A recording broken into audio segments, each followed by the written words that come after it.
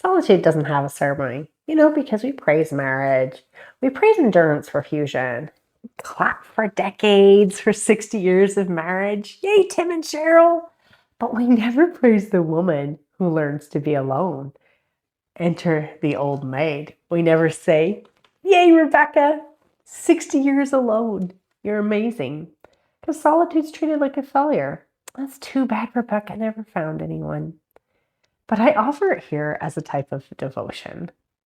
No blaming, no bitterness, just sort of reframe this narrative. And so I began to wonder about the goddesses who don't marry, who embrace solitude. And I see Athena. She is without a clear mythic narrative because she seems to be older than narratives. She has a geography all over. In Libya, this ancient snake wisdom, and in Crete, and in Syria, and all over Italy, Greece, and the Black Sea.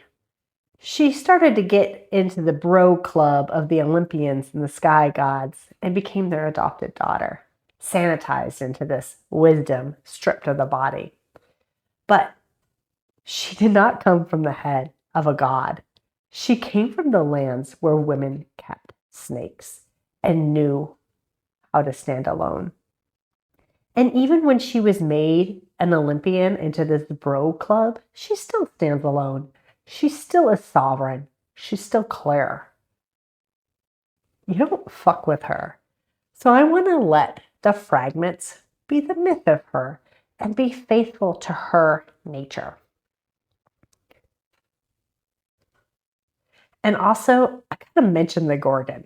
This Olympian story of Perseus and Medusa's shame and the snakes on her chest, well, it doesn't make any sense.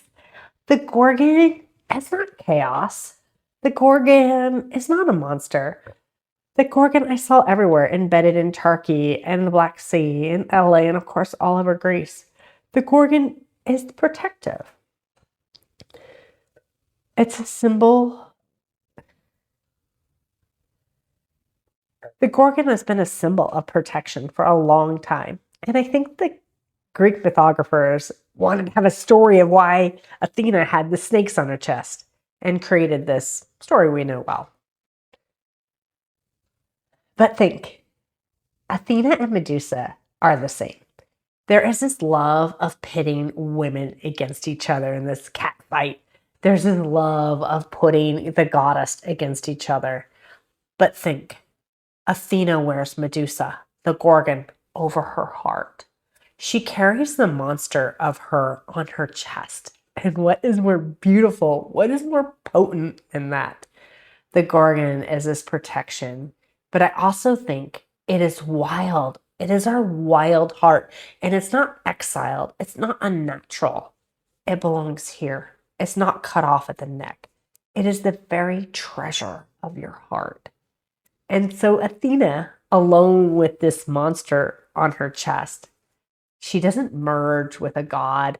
She doesn't get married. She doesn't get aligned with anybody. She's alone. She's cool as hell.